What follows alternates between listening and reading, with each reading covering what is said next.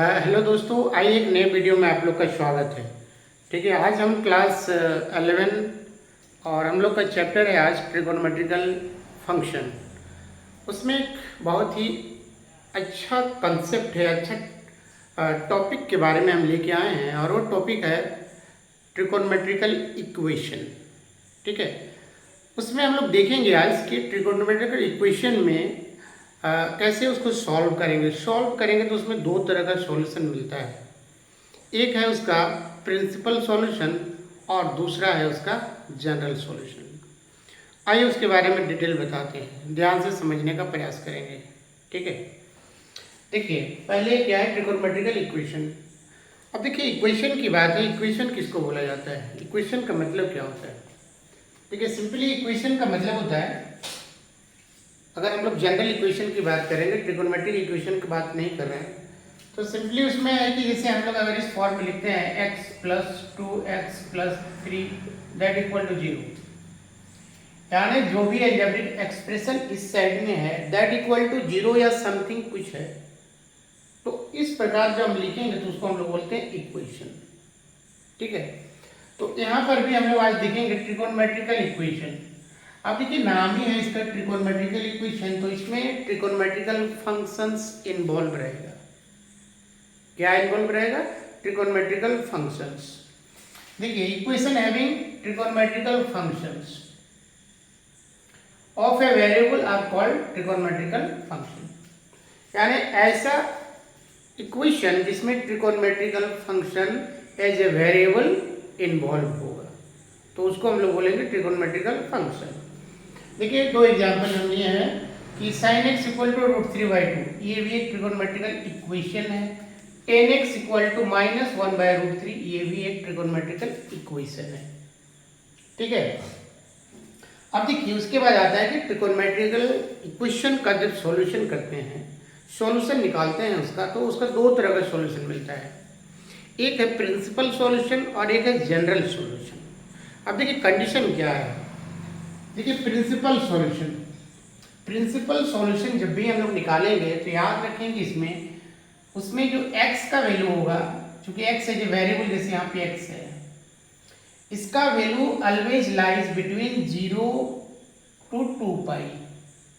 ठीक है, यानी इसका मतलब क्या है कि जैसे ये 0 डिग्री, ये हम लोग का π/2 और ये है पाई, ये 3π/2 और फिर घूम के आएंगे तो 2π। ठीक है, यहाँ ध्यान देना है कि इसका वैल्यू 2π से छोटा होगा। 2π करने का मतलब 360 डिग्री। ठीक है, यहाँ से अगर हम लोग आएंगे यहाँ तक तो ये मेंशन नहीं रहेगा। ठीक है, 2π नहीं लेना है, 2π से छोटा। इसके बीच के जितने भी वैल्यू आएंगे all are called principal solution. Clear है? ठीक है, दूसरा है जनरल सॉल्यूशन। ठीक है, अब जनरल सॉल्यूशन का मतलब क्या होता है कि एक ऐसा सॉल्यूशन निकलेगा जिसमें n इन्वॉल्व रहेगा। n क्या है? n is any integer. ठीक है, n का वैल्यू चेंज करते जाएंगे तो जो भी इक्वेशंस रहेगा उसके सारे वैल्यू को वो देगा। तो इस तरह का हम लोग जब इक्वेशन का सॉल्यूशन निकालते हैं तो वो कहलाता है जनरल सॉल्यूशन। देखिए the solution having n which gives all solutions of trigonometrical equation and n is some integer। याद रखना हमेशा कि n क्या है? सम इंटीजर, कोई भी इंटीजर है। इंटीजर क्या होता है डिटेल हम बता चुके हैं। ठीक है ना, इस तरह का हम लोग को सॉल्यूशन मिलेगा जिसमें n का वैल्यू अगर हम वेरी करेंगे, चेंज करते जाएंगे, इंटीजर रखते जाएंगे तो हम लोग all solution of the trigonometrical equation मिलेगा। क्लियर है? देखिए इसमें हम दो एग्जांपल आप लोग को समझा दे रहे हैं जनरल सॉल्यूशन के लिए। जैसे sin x इक्वल टू 0। ठीक है, सपोज इक्वेशन यही है sin x equal to 0, then what are the possible value of x। तब x का क्या क्या पॉसिबल वैल्यू होगा, जनरल सॉल्यूशन क्या होगा, ध्यान से समझेंगे। देखो this implies x equal to nπ, this is the general solution. x equal to N pi, this is general solution. n is any integer, n is any integer. इसमें क्या है कि n का वैल्यू अगर हम कुछ इंटीजर में रखते जाएंगे तो always gives sine x zero. ठीक है, जैसे फॉर एग्जाम्पल अगर हम n का वैल्यू 1 रखेंगे तभी क्या हो जाएगा, जीरो मिलेगा। ठीक है, क्योंकि साइन जीरो का वैल्यू कितना होता है, जीरो। अगर हम यहाँ पे 1 रखेंगे पाई मिलेगा, तो साइन पाई ऑल्सो जीरो। 2 रखेंगे 2 पाई ऑल्सो जीरो। ठीक है, और नेगेटिव भी रखेंगे, अगर नेगेटिव भी रखेंगे -1 रखेंगे -2 रखेंगे तब भी ये क्या देगा, जीरो देगा। क्लियर है? तो this is called general solution of for what equations, trigonometrical equation, and trigonometrical equation is sin x equal to zero. Second example, cos x equal to 0. Cos x equal to 0. This implies x equal to 2n plus 1 pi by 2. 2n plus 1 pi by 2. यानी यहाँ भी क्या होगा, यहाँ पर भी n is any integer. n का value अगर चेंज करते जाएंगे इंटीजर में तो जो भी वैल्यू मिलेगा सब वैल्यू क्या देगा, जीरो ही देगा। ठीक है, जैसे ये क्या है, 2n plus 1 मतलब ये फॉर्म है ऑड मल्टीपल का, है ना। क्योंकि n का वैल्यू कुछ भी रखेंगे तो यहाँ पे कैसा नंबर मिलेगा, ऑड नंबर मिलेगा। तो ये दोनों कहलाता है हम लोग का जनरल सॉल्यूशन।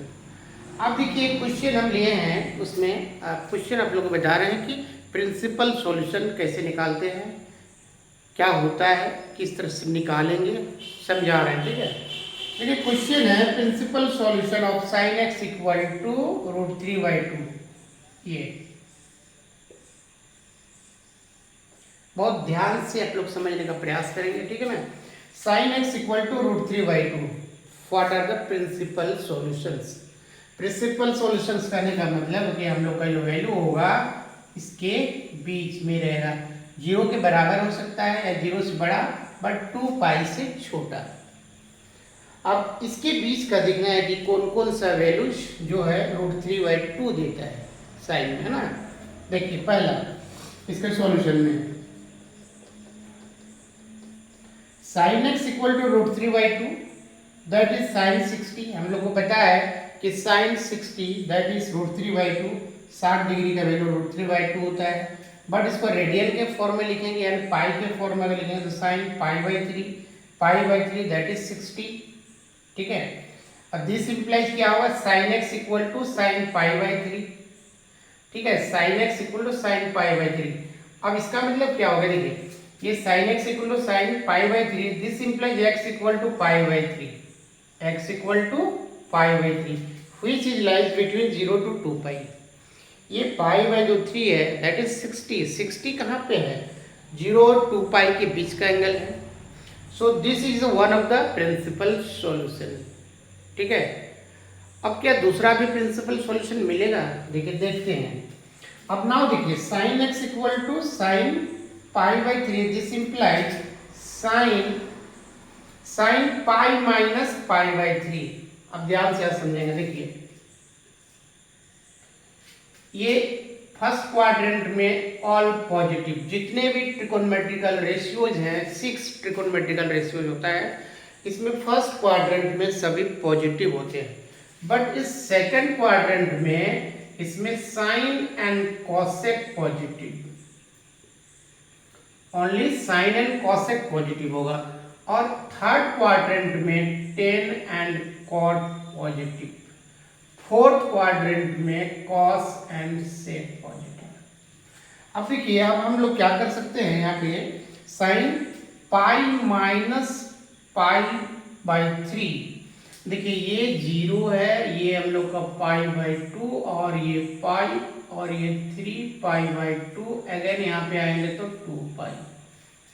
अब देखिए पाई में समथिंग यानी कोई स्मॉल एंगल अगर हम लोग सब्ट्रैक्ट करते हैं, ठीक है, इस पाई में ये पाई है तो हम लोग का किस क्वाड्रेंट में जा रहा है, सेकंड क्वाड्रेंट में जा रहा है। और सेकंड क्वाड्रेंट में साइन क्या होता है, पॉजिटिव होता है।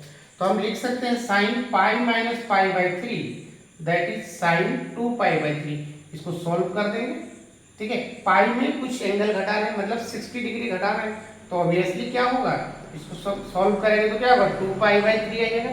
और ये 2π/3 जो है ये इसी के बीच में लाइज कर रहा है, 0 to 2π। अब देखिए sin x equal to sine 2π/3, this implies x equal to 2π/3, which is lies between 0 to 2π। That means it is very clear that the principal solution of sin x equal to √3/2 are π/3. One is π/3 and another is 2π/3.